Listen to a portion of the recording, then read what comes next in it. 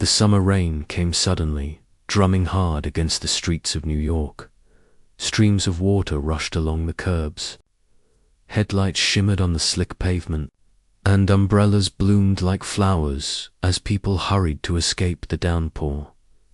Tucked away on a quieter corner of the West Village was Ever After Books and Calf, a cozy little place with a hand-painted wooden sign, shelves of second-hand novels, and the warm scent of fresh coffee and vanilla candles.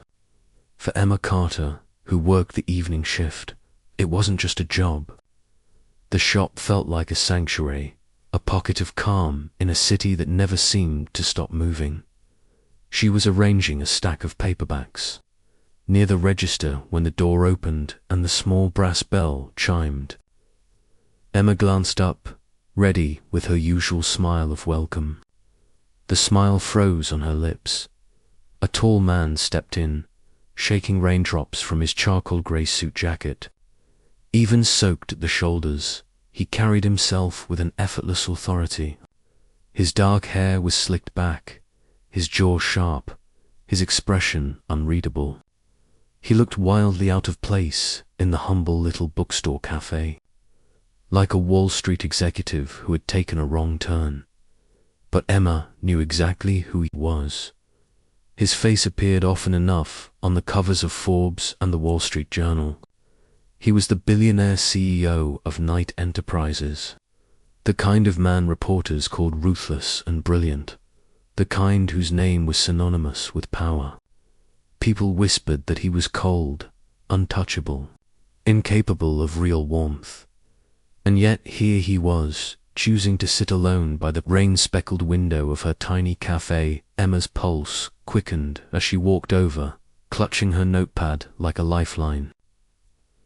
"Good evening. What can I get you?" she asked, keeping her voice polite, steady. Alexander lifted his eyes. They were a stormy grey, cool and assessing, as though they could strip away every layer of pretense. For a beat too long, he simply studied her. Then, in a low, steady voice, he said, "Black coffee. No sugar." Emma nodded quickly and retreated to the counter, trying to ignore the odd flutter in her chest. She'd served plenty of customers before, students, tourists, even the occasional minor celebrity, but this man's presence unsettled her in a way she couldn't explain. When she returned with the coffee, disaster struck. As she set the cup down, her elbow brushed the edge of the table.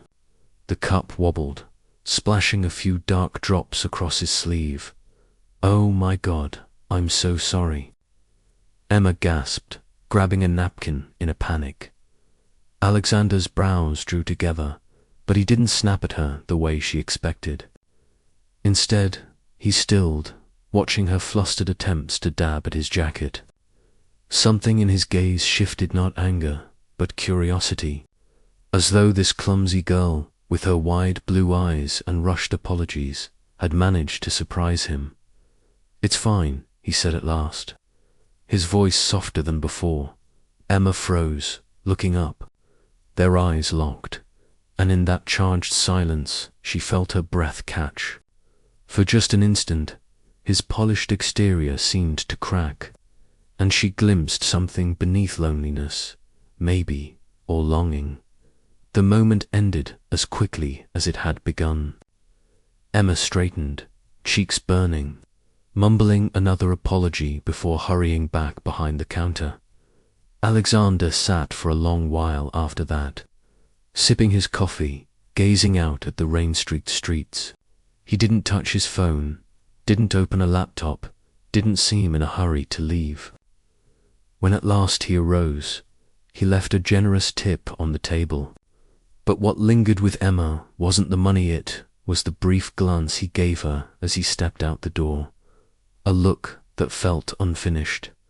Emma stood frozen, the bell above the door still echoing in her ears. She had no way of knowing that in that fleeting moment something had shifted, that a single accidental spill of coffee on an ordinary rainy evening in New York had quietly tied her life to his. 3 days passed after that rainy evening, and New York had traded its storm clouds for bright skies. The West Village pulsed with live street musicians strumming guitars on corners, flower vendors calling out their prices, couples strolling hand in hand beneath fire escapes draped with ivy, inside ever after books and calf. Emma Carter was rearranging a display of new paperbacks.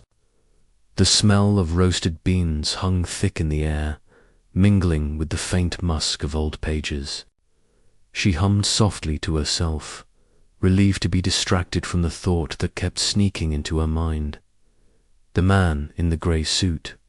"You're being ridiculous," she told herself. Billionaires didn't just pop into tiny indie cafes twice. He'd probably caught in the rain and ducked inside by accident. That's all. The brass bell over the door jingled. Emma glanced up and her heart gave a sudden lurch. There he was again.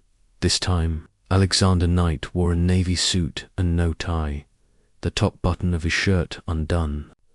Still impossibly polished, still commanding every inch of space he occupied. Several heads turned, customers whispering, but he ignored them all, his gaze finding Emma almost immediately. "Good evening," she managed, forcing a professional smile. "The usual?" His lips curved just slightly. "Black, no sugar." Emma nodded, hurrying to the counter before he could notice the heat rising in her cheeks. She poured the coffee, set it on a tray, and walked it over.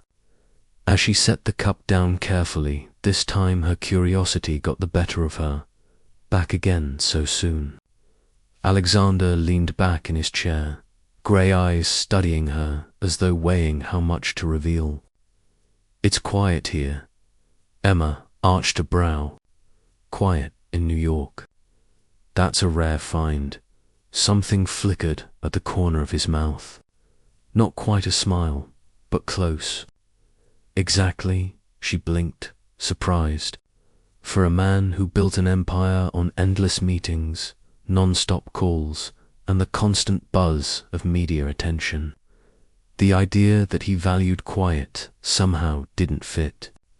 Yet there was a sincerity in his tone she couldn't ignore. He stayed longer this time. After finishing his coffee, he wandered toward the shelves, tracing the spines of novels with an absent hand. Emma, stacking books nearby, caught him pausing at a copy of The Great Gatsby. "You've read it?" she asked. He glanced over his shoulder. "Years ago. My father used to keep a first edition in his office." "That's impressive," Emma said. "I read it in high school. Still not sure if I loved it or hated it." For a moment, Alexander's expression softened. "You hated it?" Emma laughed, startled. "What makes you say that? You smiled when you said loved, but your eyes shifted when you said hated. I've been in enough boardrooms to know which word people really mean." She shook her head, amused despite herself. "So you're a human lie detector?" "Something like that," he said, finally slipping the book back onto the shelf. The exchange lingered in Emma's mind long after he left that night. She tried to dismiss it. He was just another customer, albeit one with a Forbes cover and a net worth that could buy half of Manhattan. But the truth was, every time the bell above the door chimed, her chest tightened with anticipation, and soon he became a regular. Sometimes he arrived with a laptop, scrolling through documents but rarely typing. Other times, he sat with a black coffee and nothing else, gazing out the rain-streaked window as though the city beyond it was some distant, unreachable world. Little by little, their conversations grew. One afternoon, as Emma wiped down the counter, she found him watching her. "You always look like you enjoy this place," Alexander said. She glanced up, surprised by his observation. I do. It's peaceful.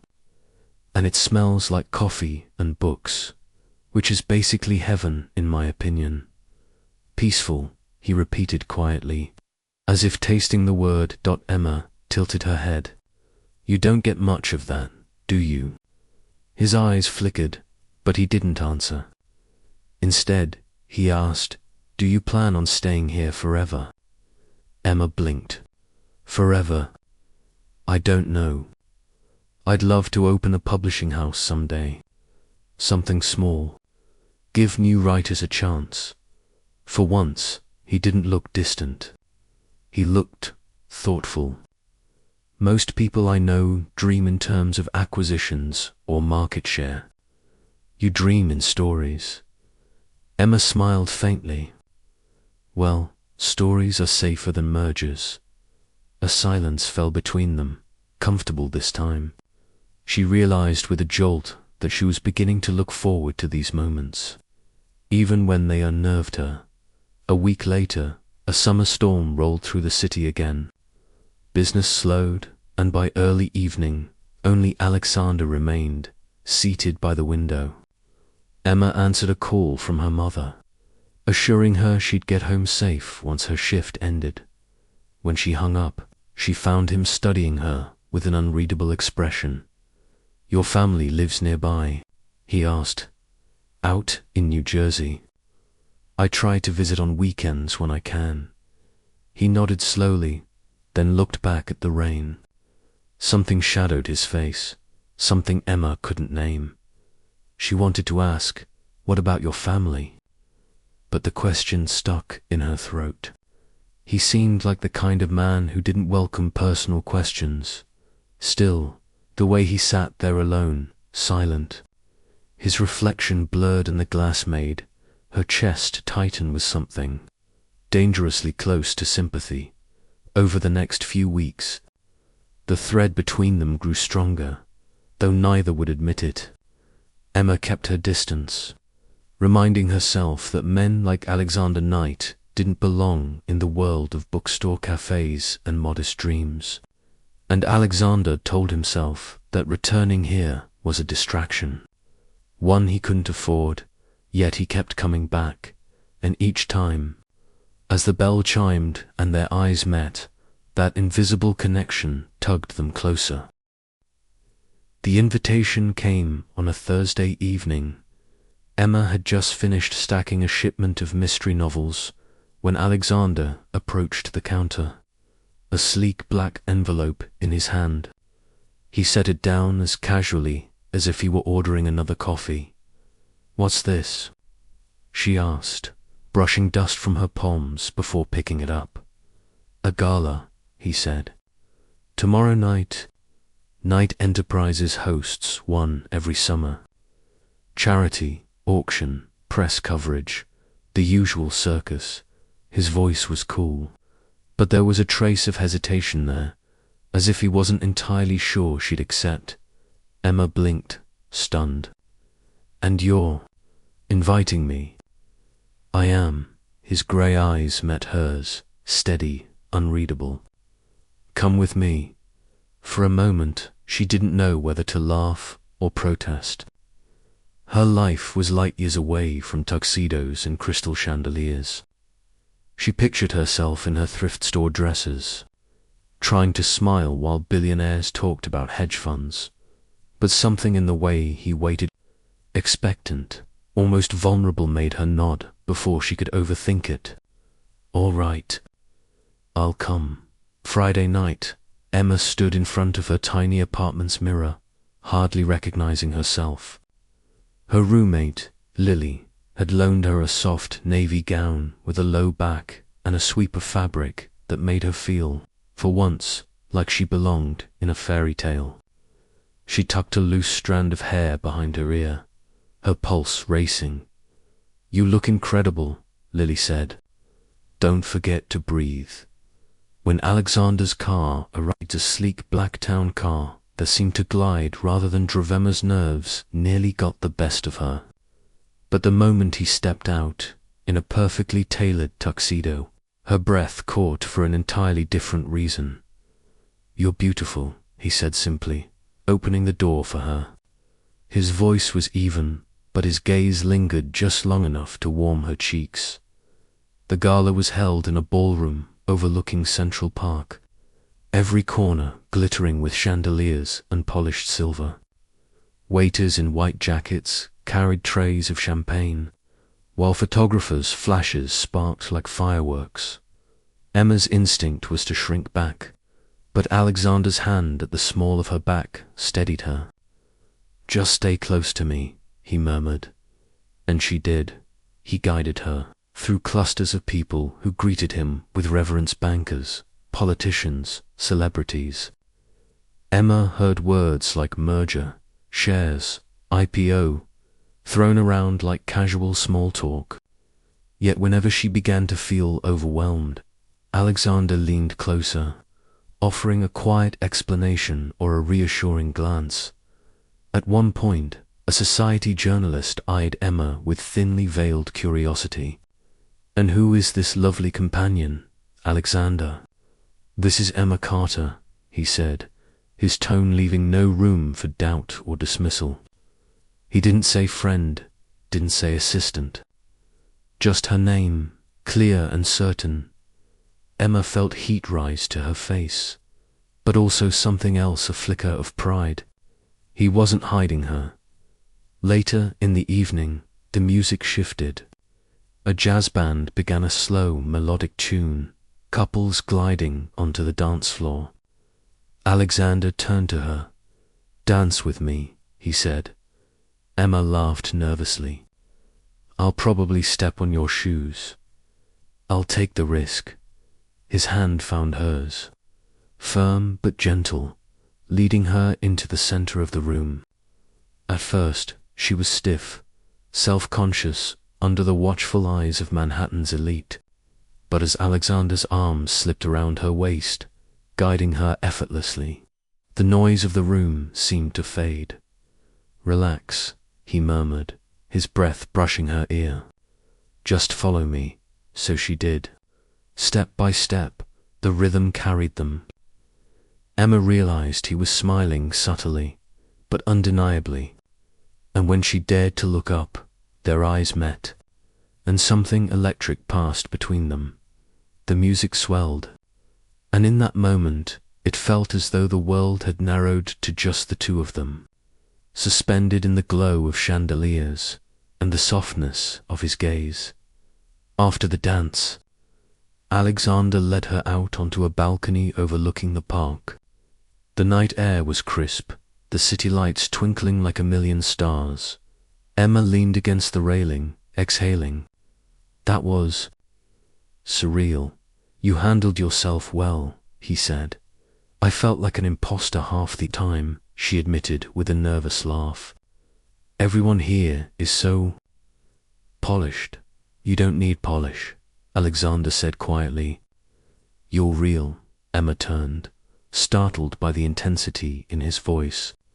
For once, the mask of the untouchable CEO had slipped. He looked almost human. "Why me?" she asked softly. "You could bring anyone you want. Models, actresses, socialites. I didn't want them," he cut in. His gaze locked onto hers. "I wanted you." The words stole her breath. There was no charm in his tone, no calculated flattery, just raw honesty. For a long moment, they stood there, the hum of the city below them, the cool breeze carrying the scent of rain-soaked trees. Emma felt something shift inside her, something she hadn't expected. She had entered his world of crystal and marble.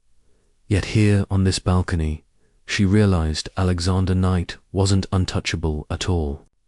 He was just a man who, for reasons she couldn't yet understand, had chosen her, and against all logic, all common sense. Emma found herself choosing him too, when he dropped her home that night. Neither of them wanted to break the silence lingering in the car. At her door, Emma hesitated, fingers brushing the strap of her borrowed gown. "Thank you," she whispered. Alexander's eyes softened. For what? For letting me see your world, and for not letting me drown in it. His lips curved into that rare, almost smile. You belong more than you think. As she stepped inside, heart pounding, Emma realized something she hadn't dared to admit before. This wasn't just curiosity anymore, or the thrill of a chance encounter. This was the beginning of something real, and maybe something dangerous. For a few weeks after the gala, Emma floated on a quiet high. The memory of dancing under the chandeliers, of Alexander's hand steady at her back, of his voice telling her, "I wanted you," all of it replayed in her mind like a dream she didn't want to wake from, but dreams she was learning didn't always translate into real life. At Ever After, customers whispered when Alexander came in. Some stared openly, snapping photos on their phones.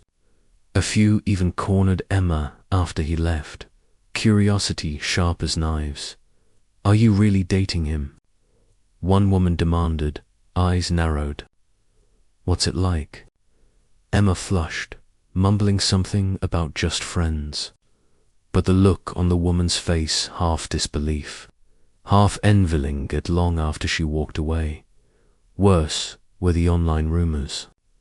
One morning, Lily shoved her phone across the breakfast table. "Look at this." Emma's heart dropped. There, splashed across a gossip site, was a photo of her and Alexander leaving the gala. The headline screamed, "Billionaire night scene with mystery woman. New romance or just a fling?" Her hands trembled as she scrolled. Comments filled the page, speculating, mocking, dissecting her dress, her hair, even her posture. She looks so plain. She never lasts. He's way out of her league. Emma shoved the phone back. "I can't read this." Lily reached for her hand. "Ignore them. People are cruel." But ignoring was harder than it sounded. Everywhere Emma went, she felt eyes on her. At work, at the grocery store, even riding the subway. The invisible thread between her and Alexander, once exciting, now felt like a spotlight she hadn't asked for. Alexander, meanwhile, was busier than ever. Meetings, flights, late-night calls. Emma understood. He ran a multi-billion-dollar empire. But understanding didn't erase the sting of his absence. One night, she sat in her apartment, waiting for him to call, still in the navy dress she'd worn for their dinner reservation. The clock ticked past 9, then 10. Finally, her phone buzzed. "Can't make it tonight. Something came up. I'll explain later." She stared at the screen, her chest tightening. It wasn't the first time, and she was starting to suspect it wouldn't be the last. The breaking point came at another event, a corporate charity banquet. Emma had hesitated to attend, but Alexander insisted. "It's important," he said. "I need you there." So she went, dressed in a borrowed gown, clutching her clutch bag like a shield. The ballroom was even grander than the gala, the crowd louder, hungrier. Cameras flashed, conversations buzzed. Alexander stood tall among them, shaking hands, exchanging polished smiles. At first, Emma stayed by his side. But as the night wore on, he drifted farther into the crowd, drawn away by investors, politicians, socialites. Emma found herself alone at their table, a half-empty champagne glass in front of her. She tried to blend in, smiling politely at strangers, but whispers reached her ears. "Who is she again?" "Some small-town girl, I heard. She doesn't fit. Look at her shoes." Emma's cheeks burned. She wanted to vanish. At one point, she caught Alexander's eye across the room. For a heartbeat, she thought he might come back to her, But then another executive clapped him on the shoulder, and he turned away, her stomach twisted. The same man who had once promised, "Stay close to me," was now leaving her adrift in a sea of people who saw her as nothing more than an oddity. She slipped outside to the terrace, gulping the cool night air. Her phone buzzed a text from Lily. "You okay? Saw some tweets about you tonight." Emma closed her eyes. Tweets, rumors, gossip, it was all too much. When Alexander finally found her, she was staring out at the city lights, arms wrapped around herself. "There you are," he said, his voice low. "I was looking, were you?" Emma cut in, sharper than she intended. "Because from where I was standing, you seemed perfectly fine without me." His brows drew together. "Emma, this is my world. People expect me to be present, to talk to everyone. You know that." She turned to him, eyes blazing. "I don't want to be a prop, Alexander. I don't want to stand in the background while everyone whispers about how I don't belong." "Then, don't listen to them," he said too quickly. Her heart sank. He didn't get it. Maybe he couldn't. "This isn't just noise to me," she whispered. "It's my life. And I don't know if I can keep pretending I fit into yours." The silence between them was heavier than the music drifting from inside. Alexander reached for her hand, but she stepped back. "I need to go," she said, voice breaking. And before he could stop her, Emma walked away, the sound of her heels clicking against the marble floor echoing louder than the music behind her. Back in her apartment that night, Emma sat on the edge of her bed, still in the borrowed gown, tears streaking her cheeks. She thought of the bookstore, of the quiet afternoons before he had ever walked through that door. Life had been simple then. Safe now, it felt like she was caught between two worlds, one too small for the man she'd fallen for, and one too big for her to survive in. And as she buried her face in her hands, she wondered if love alone would ever be enough. The days after the banquet stretched like a grey fog. Emma went back to her routines, opening the bookstore cafe, stacking paperbacks, brewing coffee, but the comforts she once found there had faded.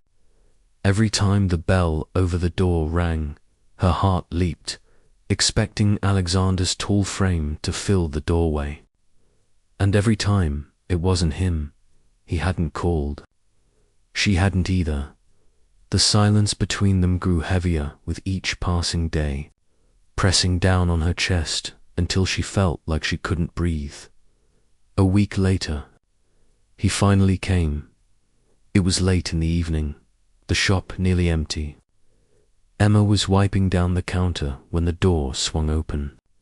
There he was, Alexander Knight, the man who had walked into her life on a rainy afternoon and turned it upside down.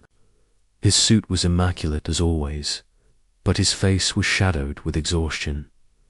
"Emma," he said, his voice low. She froze, gripping the rag in her hand. Part of her wanted to run into his arms, to let the familiar scent of his cologne and the steadiness of his presence wash away the ache of the past week. But another part stronger now held her back. "We need to talk," she said, forcing her tone calm. He nodded, taking a seat at the table by the window, the same one where it all began. She joined him, folding her hands to keep them from shaking. "I can't do this," Emma began, her voice trembling. "Not like this." His eyes narrowed. "Not like what?" "Being dragged into your world, standing there while people tear me apart with their stares and whispers, waiting for calls that never come, wondering if I'll ever matter as much as your meetings, your business, your image." He leaned forward, grey eyes intense. "Emma, you matter more than any of that, do I?" she whispered, fighting tears. Because when I needed you at that banquet, you weren't there. When I needed you, after you disappeared. You don't understand what it's like to live under a microscope, to feel like you're not enough. Alexander's jaw tightened. I was trying to protect you. The less attention you draw, the safer you are. Protect me. Emma shook her head, her voice breaking. You weren't protecting me, Alexander. You were leaving me alone. The words hung between them like shards of glass, for the first time since she'd met him. He looked uncertain, vulnerable. He reached for her hand, but she pulled back. I love what we have when it's just us, Emma said softly. But the moment your world intrudes, I feel like I'm losing myself. And I can't keep losing pieces of who I am. Silence. The hum of the espresso machine. The faint patter of rain against the window. Everything seemed sharper in the absence of words. Finally, Alexander spoke, his voice rough. So what are you saying? Emma swallowed hard. The answer tore at her, but she forced it out. I'm saying goodbye. She left before he could argue, slipping past him, out the door, into the drizzle-soaked night.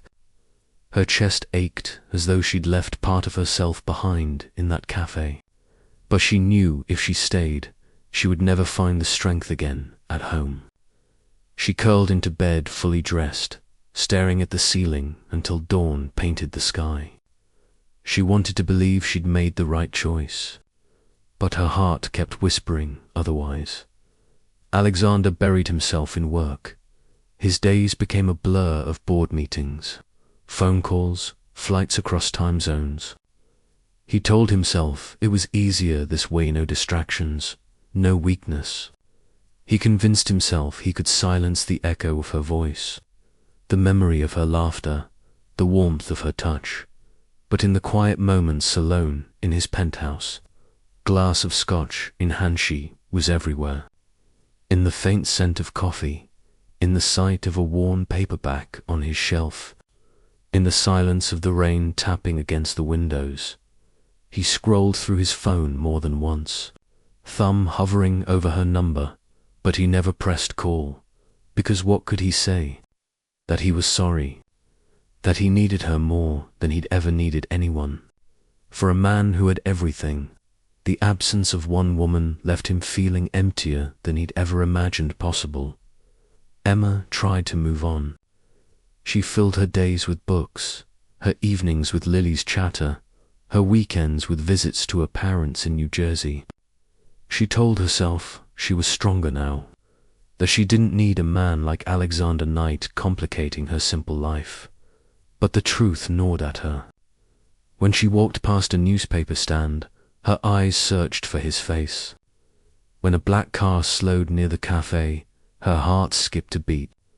When the rain fell against her window, she remembered the first night he walked into her world. She told herself she'd chosen freedom. But freedom, she realized, could feel a lot like loneliness. And so, miles apart, though still in the same city, two hearts beat in rhythm with the same ache. He sat in glass towers, staring at spreadsheets he couldn't focus on. She stood in a small cafe, shelving books with hands that trembled when she thought of him. They both told themselves it was over. Neither believed it. Emma had begun to master the art of pretending. At Ever After, she smiled as she rang up purchases, recommended novels to customers, and wiped down the espresso machine with practiced ease. To anyone else, she looked the same calm, steady. The girl who always had a book tucked under her arm, but inside she was unraveling. Every morning, she told herself she wouldn't think of him, and every night, she lay awake wondering what Alexander Knight was doing in his glass towers, high above the city. It had been nearly a month since their last conversation, since she'd told him goodbye, and then came the headline. She was stocking shelves when Lily burst into the cafe. Her phone clutched tightly. "Emma, you need to see this." Emma frowned. "What is it?" Lily shoved the phone toward her. A glossy tabloid site flashed across the screen. Alexander Knight to announce engagement with heiress Vivian Hale. Below the headline was a photo of Alexander in a tailored suit, standing beside a tall, elegant woman with dark hair and diamonds at her ears. They looked like they belonged together, two polished figures in a glittering world. Emma's stomach dropped. She forced a laugh, brittle at the edges. It's probably just gossip. But when she scrolled, her heart sank further. Sources close to Knight. Enterprises confirm that Knight's family has long encouraged a match with Hale, whose father owns Hale International. The union would strengthen business ties between two empires. A formal announcement may come as soon as next week. Lily's expression softened. Maybe it's just a rumor. You know how these things are." But Emma could barely hear her. The words blurred on the screen. Engagement, heiress, family arrangement, the image of Alexander's steady grey eyes, the way he'd once whispered, "I wanted you." All of it crumbled under the weight of what she was reading. She had told herself she wasn't enough for his world. Now she had proof. That evening, she left work early and wandered aimlessly through the city. Neon lights flickered, taxis honked, couples laughed as they ducked into restaurants. Emma moved among them like a ghost, on impulse. She found herself outside a luxury hotel downtown, the one pictured in the article. A crowd of photographers lined the sidewalk, cameras ready. Before she could stop herself, she lingered at the edge. And then she saw him. Alexander stepped out of a black car, his expression cool, unreadable. Beside him, Vivian Hale glided with practiced grace, her hand brushing his arm as the cameras flashed. Emma's chest constricted. He didn't push Vivian away. He didn't even look uncomfortable. To the world, they looked like a perfect match. And in that instant, Emma felt like nothing more than a foolish chapter in his story. She turned before he could possibly notice her, disappearing into the crowd. Meanwhile, Alexander was suffocating. The event wasn't his idea. It was a board dinner arranged by his father's oldest allies, people who still believed marriage was a business contract. Vivian Hale had been seated at his side, smiling graciously at every camera. He didn't correct the photographers when they angled them together. He didn't stop Vivian when she slipped her hand lightly against his sleeve, because, in his world, appearances were weapons, and showing discomfort would only fan the flames of speculation. But beneath the surface, his thoughts were elsewhere. With her, Emma, every laugh at the table, every toast of champagne, every glimmer of diamonds only sharpened the ache of her absence. He wanted nothing of this world anymore. The power, not the alliances, not the carefully constructed lies. What he wanted was the quiet of a bookstore cafe, the warmth of a girl whose eyes lit up when she spoke about stories instead of stocks. But she was gone, and in his darker moments, he convinced himself she had chosen to leave for good. Days passed. The rumor of his engagement spread like wildfire, and neither Alexander nor Vivian made a statement to confirm or deny it. Business journalists speculated, tabloids salivated. Emma stopped reading the news. She couldn't bear it. But she couldn't escape it either. Customers whispered about it at the cafe. Strangers mentioned it on the subway. Every time, her heart clenched tighter. Lily tried to reassure her. If he really cared, he'd come back for you. He'd explain. But Emma shook her head, forcing a brittle smile. He doesn't owe me anything. Inside, though, the words cut deep. She had let herself believe she mattered to him. Now she felt foolish for ever thinking so. Alexander sat alone in his penthouse, a glass of scotch untouched in his hand. The city glittered beneath him, but he felt no triumph. He remembered Emma's voice, trembling but resolute. "I can't keep losing pieces of who I am." He had told himself he was protecting her by staying silent, by not dragging her back into his storm. But as he stared at the skyline, he wondered if silence had become the sharpest weapon of all. If only she knew. If only she could see that he hadn't betrayed her, that he hadn't given his heart to anyone else, that the only woman who had ever truly mattered to him was the one who had walked away. But by now, he feared it was too late, and so the misunderstanding deepened. Emma believed she had been replaced. Her love reduced to nothing more than a passing fling in the life of a billionaire. Alexander believed Emma no longer wanted him, that her silence was final. To people, bound by the same longing, separated by pride, fear, and a cruel twist of circumstance, and the thread that once connected them now pulled taut, threatening to snap. The story should have ended there. Emma told herself it had. She forced her days into patterns. Work, read, sleep. She smiled at customers, nodded at Lily's jokes, visited her parents in New Jersey on weekends. She built walls around her heart, stacking them higher each time a headline about Alexander appeared. But walls, she discovered, weren't always strong enough. It happened on a Tuesday morning. Emma was behind the counter, pouring a cappuccino, when a sharp voice cut through the cafe. "So it's true," the woman said, phone raised like a weapon. "You're the girl who was with Alexander Knight." Emma froze, hot milk spilling over the edge of the cup. The woman, someone she didn't recognize, snapped a photo. Within seconds, whispers rippled through the shop. "I saw her in that article. Isn't he engaged to someone else?" Guess she was just the fling. Emma's cheeks burned. She wanted to shout that they were wrong, that she wasn't some tabloid cliché, but the words tangled in her throat.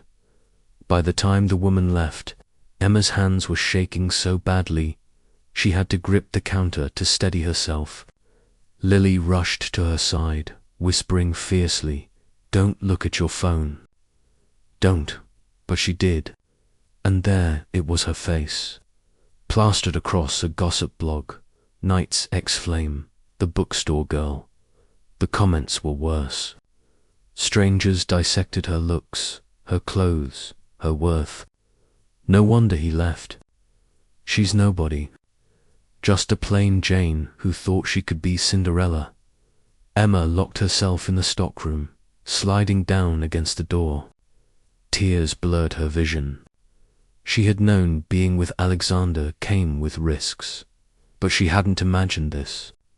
She wasn't built for headlines, for cameras.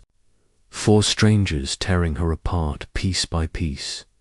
And all the while, the image of Alexander with Vivian Hale replayed in her mind, sharper and crueler with every iteration. Maybe they're right. Maybe I was just a fling across town. Alexander's world was collapsing in a different way. The morning began with a board meeting, routine until his assistant rushed in. Pale, "There's been an accident," she whispered. An oil tanker had jackknifed on the interstate, colliding with one of Knight Enterprises' transport trucks. No one was killed, but the news spread instantly. Stocks wavered, reporters swarmed, questions multiplied by afternoon.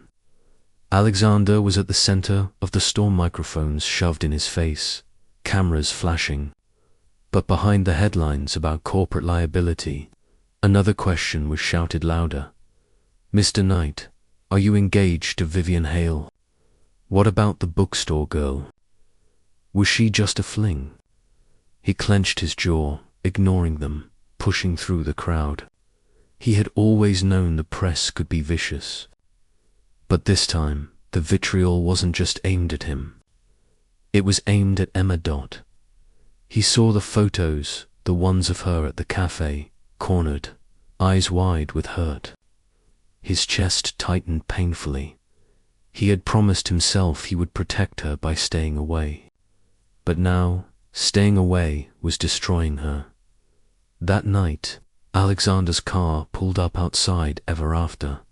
He stepped out, rain slicking his hair to his forehead, his suit damp from the storm.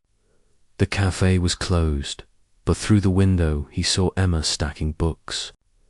Her movements stiff, mechanical. He knocked gently on the glass. Emma turned and froze. For a long moment, they just stared at each other through the rain-streaked window, like strangers separated by more than just glass. Finally, she unlocked the door. "What are you doing here?" Her voice was sharp, brittle. "I saw the articles," he said, stepping inside. "Emma, I never don't." She held up a hand, eyes glistening. "I saw you. With her, with Vivian. You looked like you belonged together." "It's not what you think," he said quickly. "That dinner, those photos, they were staged. My father's allies, the board, they've been pressuring me for months. But I never agreed to anything. I never wanted her." Emma shook her head. "Then why didn't you say anything? Why let the whole world believe it?" "Because I thought silence would protect you," he said, his voice cracking. "I thought if I kept you out of this circus, you'd be safe. But I was wrong. I've been wrong about everything." Her throat tightened. She wanted to believe him. God, she wanted to. But the hurt ran deep. "You don't understand what it's like," she whispered. "To be ordinary, to have people pick apart every detail of your life just because you cared about the wrong person." His chest heaved.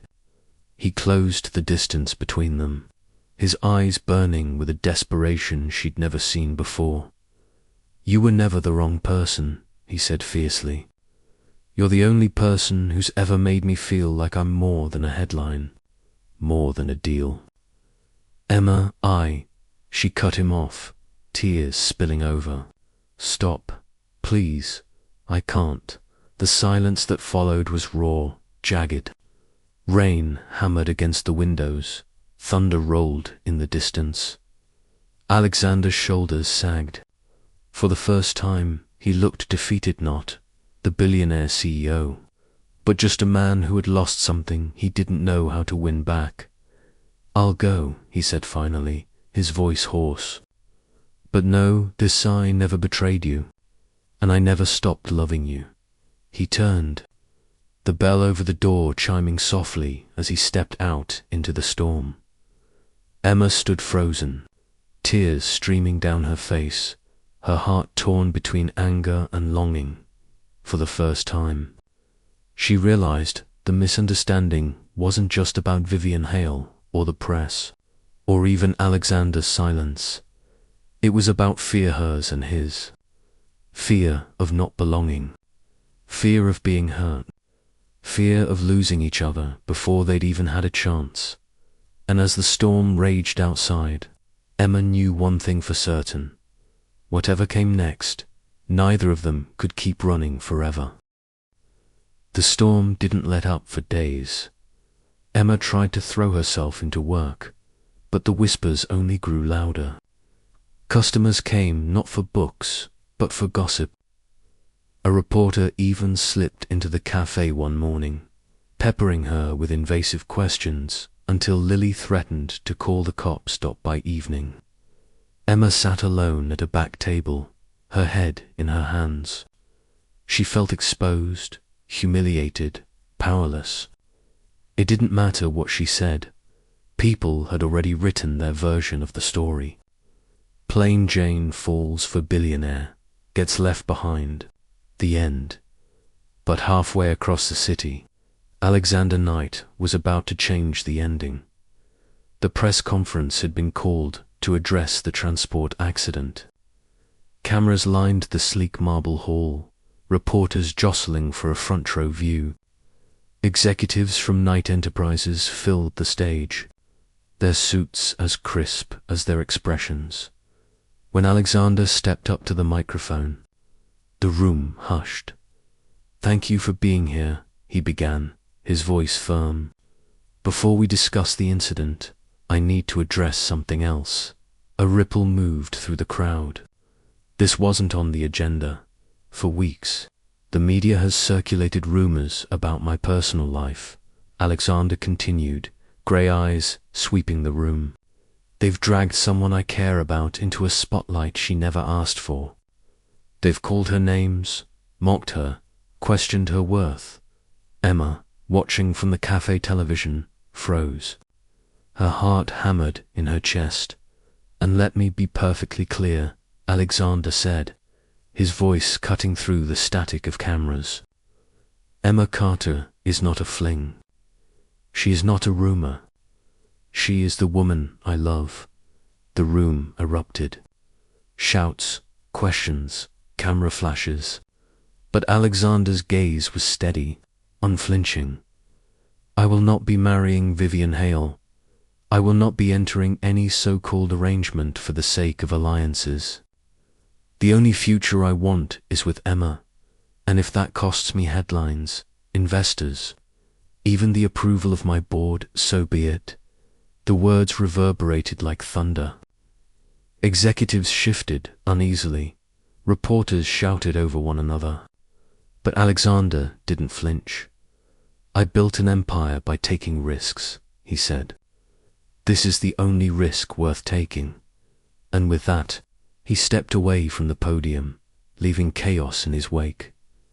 Emma sat frozen, her breath caught in her throat. The cafe was silent, every customer staring at the screen. Lily clutched her arm, whispering, "Oh my God, Em. He just said your name." But Emma couldn't move, couldn't speak. All she could do was feel the tears streaking down her cheeks as the truth finally broke through the walls she'd built. He hadn't betrayed her. He hadn't abandoned her. He had been fighting for her all along. That night, just after closing, the door to the cafe opened.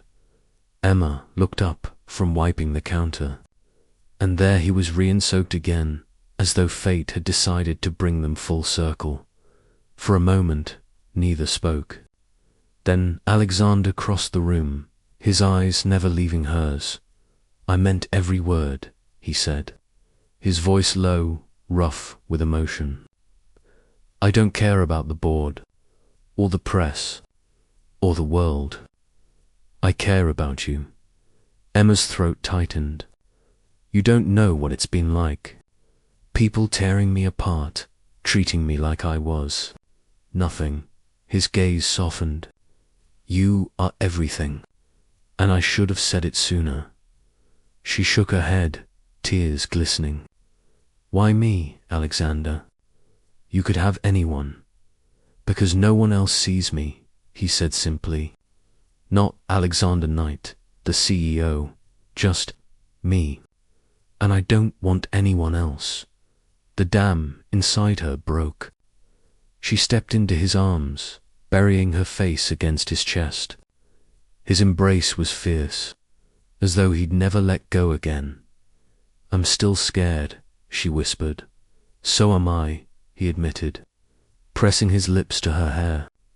"But I'd rather be scared with you than safe without you." They stayed like that for a long time, the cafe silent except for the rain outside. For the first time in weeks, Emma felt the tension ease from her shoulders. She belonged here, not in the tabloids, not in whispered rumors, but in the steady beat of his heart. When they finally pulled apart, Alexander brushed a tear from her cheek with his thumb. "Let me take you away from here. Just for a while. Somewhere quiet. Just us." Emma nodded, a shaky laugh escaping her lips. That sounds like heaven. And in that moment, despite the chaos still raging outside their little world, they chose each other again. Not because it was easy, but because real love was worth the fight. A week after the press conference, New York felt different. The tabloids still ran their stories, some praising Alexander for defying expectations, others condemning him for reckless honesty. But the noise had softened. Investors had not abandoned Knight Enterprises, though a few expressed disapproval. Vivian Hale released a carefully worded statement about remaining friends, and the storm slowly began to fade. For Emma, the relief was real, but so was the uncertainty. She wasn't used to living under a magnifying glass. Even now, strangers glanced twice when they recognized her on the subway. Yet for the first time, she didn't feel alone in it, because Alexander was there. He came to the cafe nearly every evening, sometimes with his laptop, sometimes just to sit and read beside her. They didn't need to talk much. Being together, after everything, was enough, and still. Emma felt something lingering in his eyes, an unspoken question, a weight he carried even in the quietest moments. It was a Friday night when he asked her to come with him, just for a drive, he said, offering his hand. They left the city lights behind, trading skyscrapers for the soft glow of street. Eventually, the car stopped in front of Ever After, the very cafe where it had all begun. Emma tilted her head, confused. Why here? It's closed. Alexander smiled faintly, leading her inside. He had the keys. She didn't bother asking how. Candles flickered on the tables, casting warm light across the shelves. The scent of coffee still lingered in the air, mingling with something sweeter, roses scattered across the counter. Emma's breath caught. You did this. I thought it was time we went back to the beginning, he said softly. They stood in the very spot where she had once spilled coffee on his suit. He reached into his pocket and pulled out something small, as simple silver ring. Elegant, but not ostentatious. Emma Carter, he began, his voice unsteady in a way she had never heard before. When I first walked into this cafe, I didn't expect anything. I didn't expect you, but you changed everything. You made me want more than numbers and deals. You made me want a life, a future. With you, her heart thudded painfully. Tears filled her eyes as he dropped to one knee. I can't promise the world will always be kind to us, he said. I can't promise the road will be easy. But I can promise this.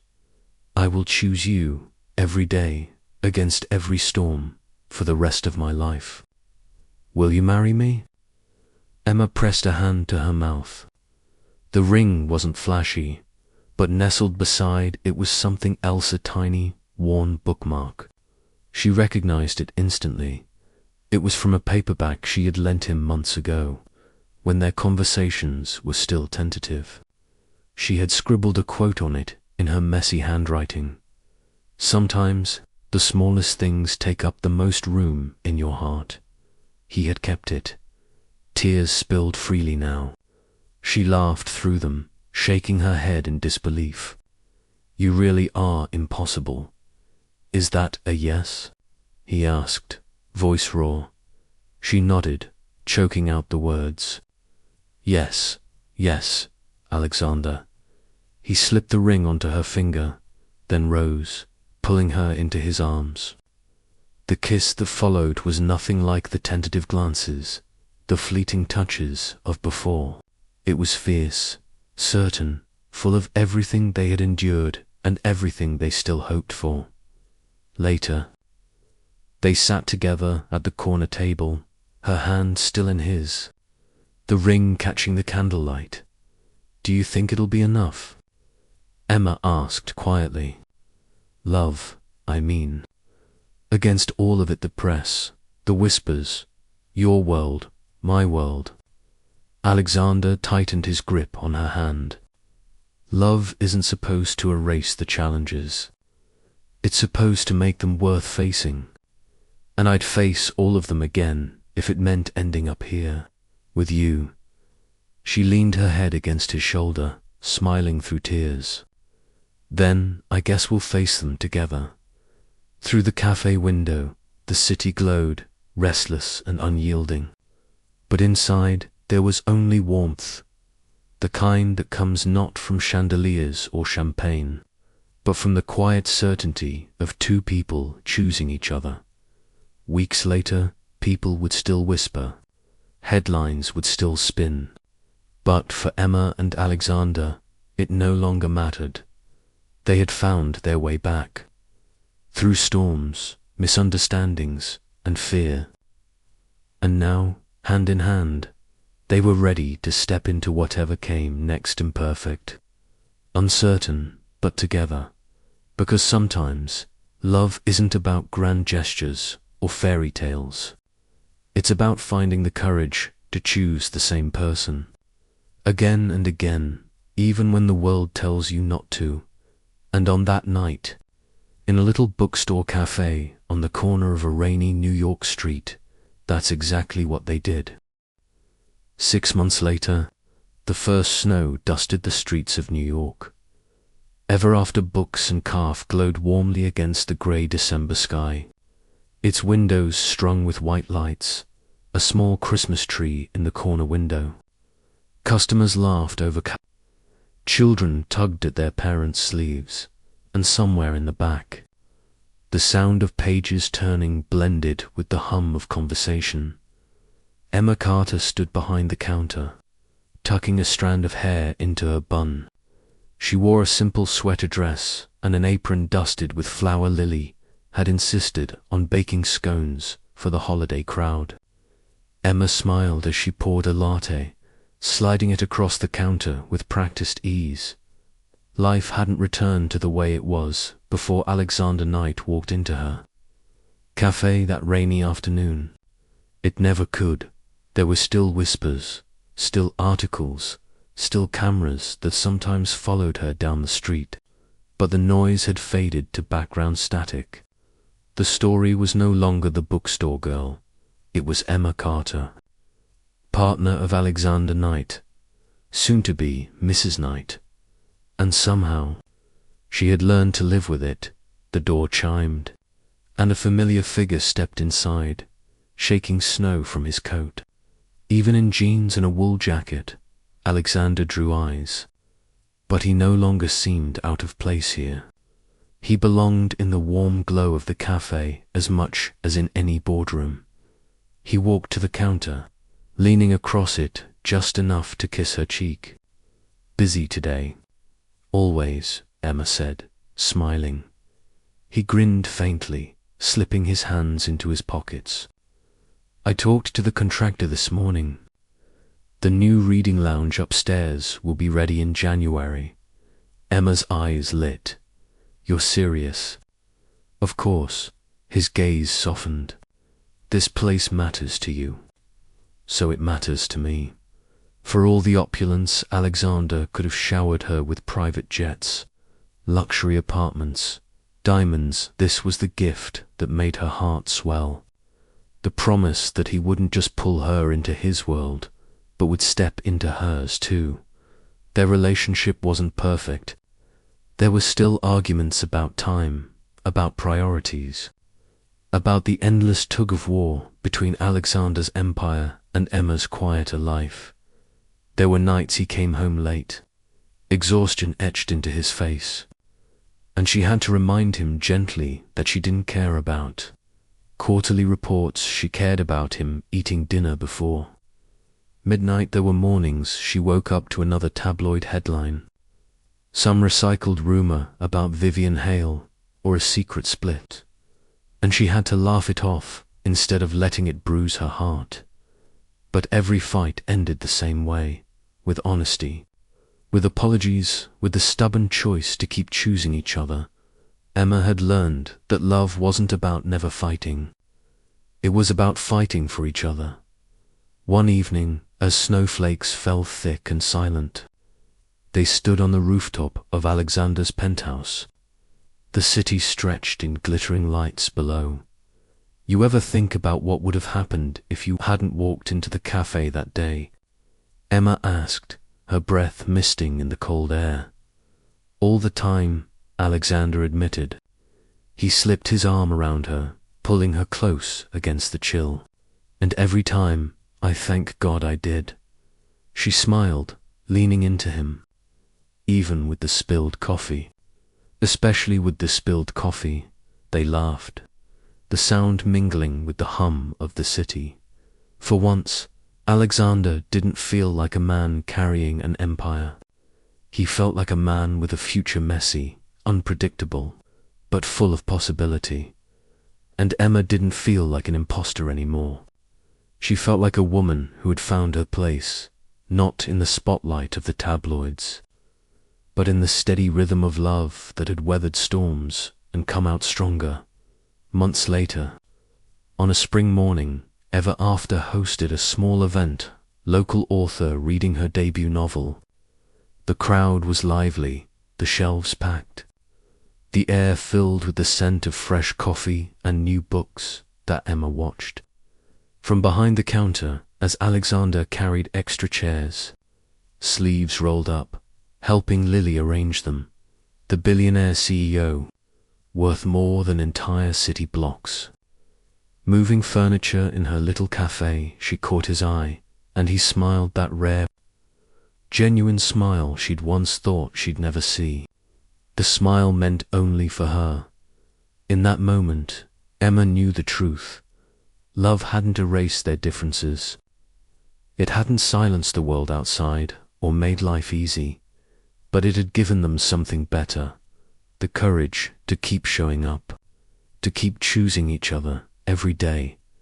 And as she slipped the simple silver ring on her finger, Emma thought back to the rainy afternoon when a stranger had walked through her door, the stranger who became her storm, the storm that became her home.